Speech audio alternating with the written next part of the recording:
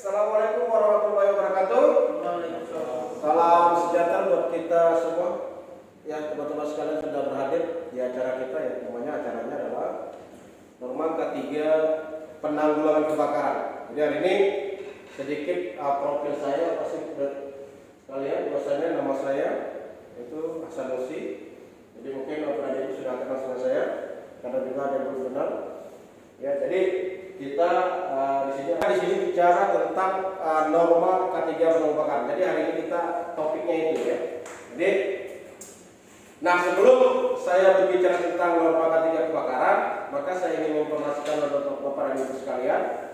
Nah, ini hari kita selama dari jam 8 sampai jam 11, maka kita akan mengikuti training tersebut. Jadi adapun hal yang peraturan training kita adalah Bapak dan Ibu ya, kalau misalnya mau ke WC silakan. Ada yang ditelepon oleh atasan silakan angkat, tapi dengan catatan harus di luar ya. Terus tolong jangan mengganggu teman lainnya. Jadi kita ini saya pakai 4S ya. Jadi ada terakhir itu santai ya. Jadi artinya semua Bapak Ibu dan sekalian mengikuti materi ini. Terus tujuannya target kita adalah Bapak dan Ibu nanti apa Bapak dan Ibu? Saya nggak bilang Bapak dan Ibu, itu tidak ada ya. Jadi target kita, jadi tujuan kita hari ini agar semuanya paham terhadap norma K3 penanggulangan kebakaran. Jadi itu kunci kita ya.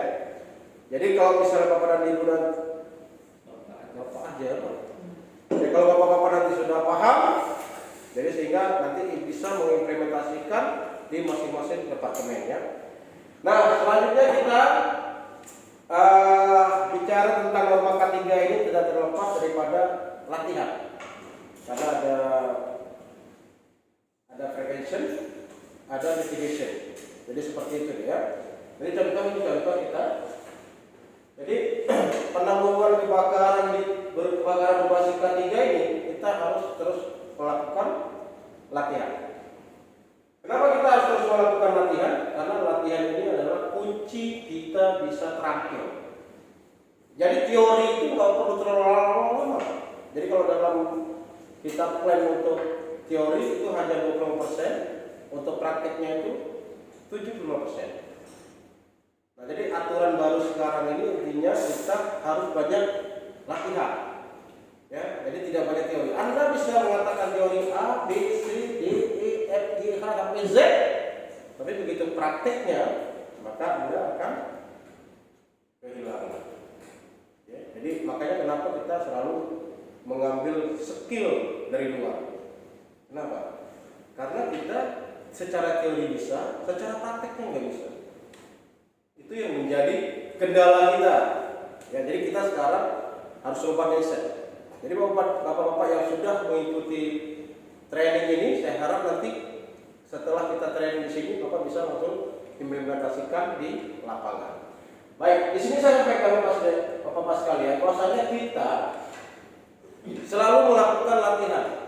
Jadi untuk regu penanggulangan kebakaran di tempat kita di safety, kita melakukan latihan. Jadi kalau ada 2 grup kita langsung latihan. Kalau ada 2 grup kita langsung latihan. Kenapa kita lakukan itu? Karena kita ingin semua personil emergency respon dalam posisi yang siap apabila terjadi kebakaran. Apakah itu menjadi tanggung jawab saya itu saja? Tidak. Ya, potensi itu menjadi tanggung jawab daripada Bapak dan Ibu sekalian. Nah, sebelum kita mulai kemari, nanti kita akan break jam 9 ya. Jadi ini ada 1 jam lagi kurang lebih. Kita break jam 9, nanti ngopi bareng, terus nobar bareng, nonton bareng. Benar kan? Tapi ini malah yang sepak bola kan? Karena sepak bola ya. Nah, yang kedua ini latihan tentang ketangkasan. Jadi kita bukan hanya latihan biasa, kita gelar selang, terus ada api padamkan, begini caranya enggak. Kita juga ada namanya latihan ketangkasan. Kenapa latihan ketangkasan itu perlu? Karena kita ingin mengukur tim emergency response itu cepat nggak dalam menanggulangi keadaan emergency. Nah, jadi butuh latihan. Jadi jangan berharap kalau suatu kegiatan itu tidak ada latihan, sama aja seperti kita bermain bola. Coba Bapak dan perhatikan kalau di 17 Agustus, kebetulan tahun ini kita karena COVID ya. Nah itu nggak ada. Coba yang tahun kemarin, lihatlah orang main bola tapi nggak pernah latihan. Baru lari sebentar, wah, start pertama mantap Pak, gagah bunuh untuk bawa masuk. Oh. Begitu start dong. Kenapa? Karena tidak ada latihan. Sepak bola, waktu mau sepak ke kanan, larinya ke kiri loh. Dulu teman saya tuh ada tuh, asal kami ada turnamen itu dia nyepak bola itu, dia nyepak pokoknya kemana arah. Walaupun itu bolanya keluar gitu ya, keluar lapangan. Jadi kalau nyepak arah gini kan, ini ke sana. Sepak, oh itu ke gawang, ini sepak di gawang. Untuk kipernya tanggap kan, tahan, baru sepak balik. Kalau enggak, jebol juga gawang itu kan, jadi bahaya gitu ya. Jadi bentuk latihan. Nah ini adalah latihan ketangkasan. Dan satu lagi apa latihan kita? Ini adalah latihan untuk contoh departemen lain. Jadi ini adalah latihan yang kita simulasikan. Ini kalau Anda ingin menggunakan nozzle yang baik dan benar dengan pressure yang tinggi, nah itu seperti apa? Itu ada tekniknya. Walaupun dari Bapak sekalian sudah pernah mengikutinya, tapi kita harus ulang. Ya harus ulang. Nah kembali saya simulasikan kayak kita main sepak bola. Formasinya 4-4-2. Itu diulang-ulang nggak 4-4-2 latihannya? Diulang-ulang.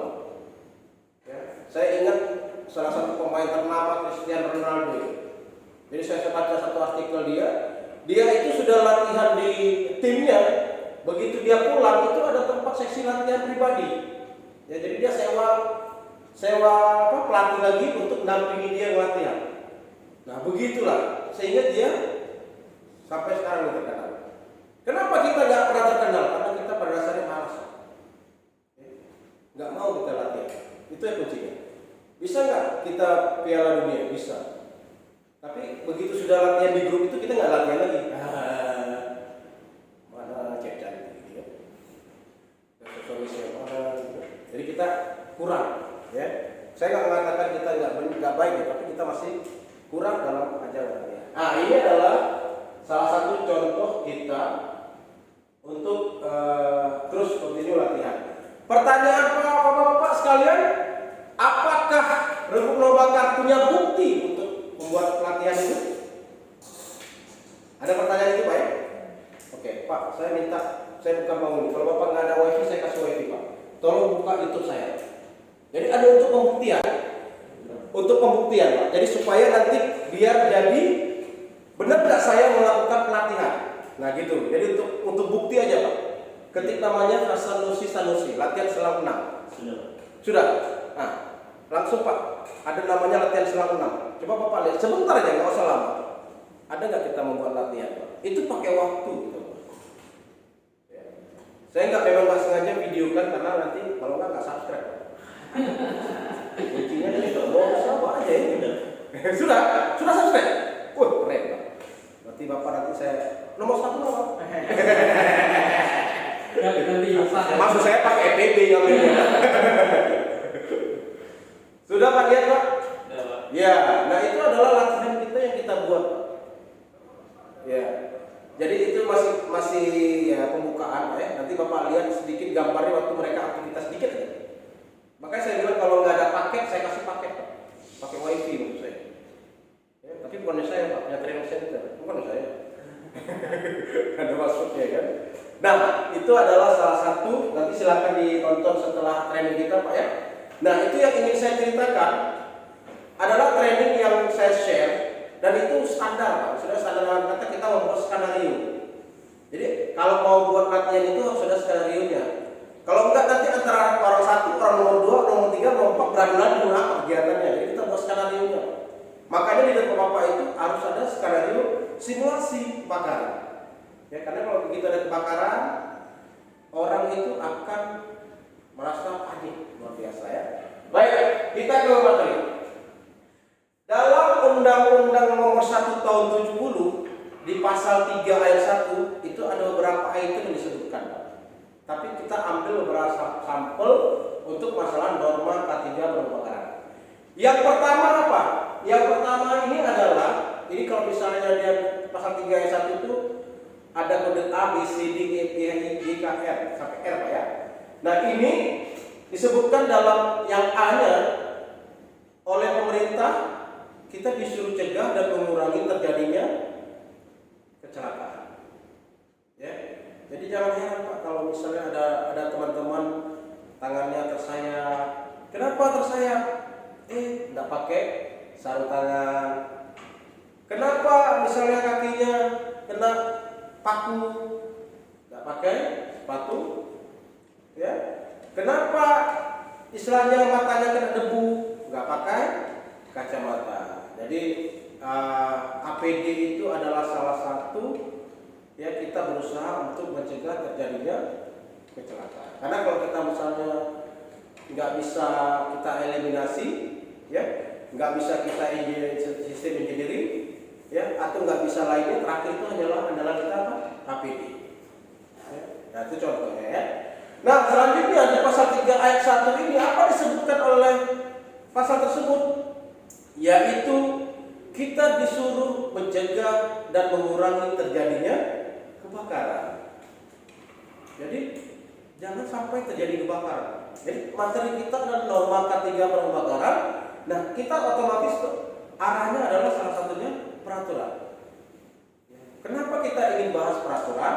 Agar bapak-bapak sekalian bisa paham dan mengerti bahwa ternyata di undang-undang kita ini ada nih peraturan yang berlaku ya sampai sekarang. Nah nanti kalau tiba-tiba undang-undang ini berubah, maka kita akan share lagi apa sih item-item yang dilihat ya. Tetapi saat ini untuk undang-undang nomor 1 tahun 70 itu belum berubah. Ya, masih 170 itulah yang masih adalah kita saat ini. Itu masalah keselamatan. Selanjutnya apa lagi? Untuk C-nya kita disuruh mencegah dan mengurangi terjadinya apa? Peledakan. Ya. Artinya bahaya peledakan disuruh cegah, disuruh kurangi. Kalaupun nanti misalnya kita sudah disuruh cegah, nggak bisa juga dicegah, harus mengurangi. Karena setiap pabrik yang berproduksi itu berpotensi bisa terjadi peledakan. Bisa nggak terjadi potensi itu Pak? Bisa. Ya. Terus selanjutnya apa? Memberikan kesempatan atau jalan menyelamatkan diri pada waktu kebakaran atau kejadian-kejadian lain yang berbahaya. Maksudnya apa ya? Apa kira-kira maksudnya? Ya. Artinya apa? Jalur evakuasi. Maka Bapak lihat itu ada namanya emergency exit ya. Nah salah satunya itu. Jadi ada juga kalau misalnya Bapak ada pintu tiba-tiba ada kalau mati lampu hidup. Ada yang bacanya X. Bukan exit lagu Malaysia itu Pak ya.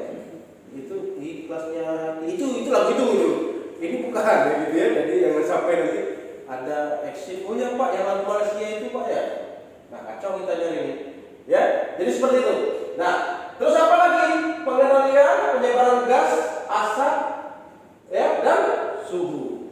Jadi kita disuruh kendalikan. Ini adalah contoh untuk Undang-Undang Nomor 170 Pasal 3 Ayat 1. Nah, pasal 9-nya ayat 3-nya apa disebutkan? Pengurus wajib menyelenggarakan.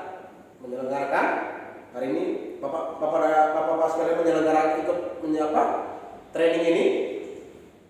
Menyelenggarakan pembinaan dalam pencegahan kecelakaan. Terus apa? Pemberantasan kebakaran. Jadi ini adalah salah satu yang di undang-undang lakukan. Karena apa? Semua peraturan yang ada di kita adalah untuk keselamatan kita. Jadi pemerintah membuat satu peraturan undang-undang ini supaya apa? Semua pekerja dalam kondisi yang selamat. Bekerjalah dengan semangat, pulang dengan